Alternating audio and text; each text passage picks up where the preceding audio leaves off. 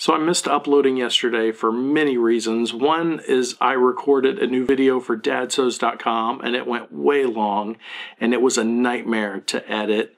Plus it was Sunday and it was Mother's Day. But the main reason I missed uploading yesterday was just because I felt like a fraud as a dad. Have you ever felt like a fraud as a father or as a mother? I called my oldest son, Carlin, downstairs because I needed help with something. And he came down saying, "Yes, Papa?" I said, "What's wrong with your eye?" "I was messing with my eye. I told Mom that I did something, but what did you call me for?" I said, "Show me your eye, Carlin." He moved his hand, and there was a screw sticking out of the bottom lid of his eye. A screw sticking out of his bottom lid of his eye. I freaked out. I said, "What's going on?" "I was playing with magnets, Papa, and it went wrong." What? Now, my initial reaction was the worst, and I hate myself for it, because instead of saying, "Oh my God, it's going to be okay, son," instead of just hugging him going, "We'll get through this." Heck, I would have even been happier if my first reaction would have been to run and get my camera phone and take a picture of it. But what I did instead was popped him on the back of the head and said, "What the hell were you thinking?"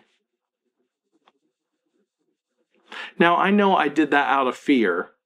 I know I did it because I was so upset about the possibility that he had a screw coming out of his eye and was blinding himself, but my first reaction was to scream and yell at him.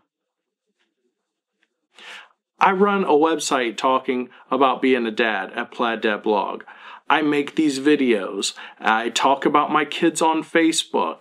I do podcasts with my kids. I talk to people at parenting conventions. And everybody is always saying, "You're such a great dad. We can tell how much you love your kids. It's just so wonderful." No, I'm a horrible dad. I'm a sham. I'm a fraud. I'm the worst. So I called my wife downstairs, and of course she freaked out too, and she was screaming, "We got to go to the hospital. We've got to go to the hospital."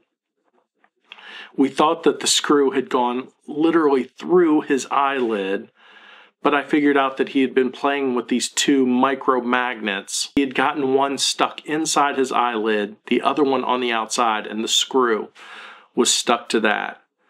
So my wife is screaming, "Let's take him to the hospital," and he's screaming when I touch the screw because it hurts. I'm just angry, and I was finally able to pull the screw and the outside magnet out, which left another magnet inside his eyelid. But luckily I was able to pop that out, and he was fine. But we freaked out. His mom freaked out. I freaked out. He was freaked out.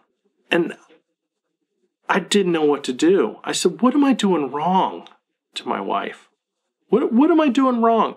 Why would he do something so dumb? Why did I react the way I did? Why? I tried to explain to my son, this was so dangerous. He wants to be an artist. I said, "You could have sacrificed your eye. You could have sacrificed your eye just to fool around with some magnets. You could have lost your vision in that eye forever." And my wife, God bless her, she went upstairs and got one of my daughter's pirate eye patches, and she made my son wear it for 2 days. Not to shame him, but to show him what it would be like if he had lost the vision in one eye. So he could live with that decision. So he could see how stupid that decision was. I get that he is 9 years old, but I'm still blown away that he even did that. But even worse was my reaction. I was like Archie Bunker. I was like Red Fox saying, "Hey, dummy." And that's not the dad I want to be. It's not the person I want to be. It's not the example I want to be. But it was my automatic reaction. And I hate myself for it.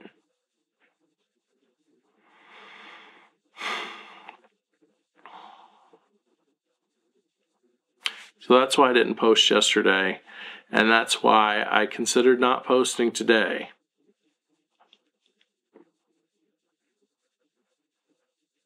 So there it is. I talk about being a dad online.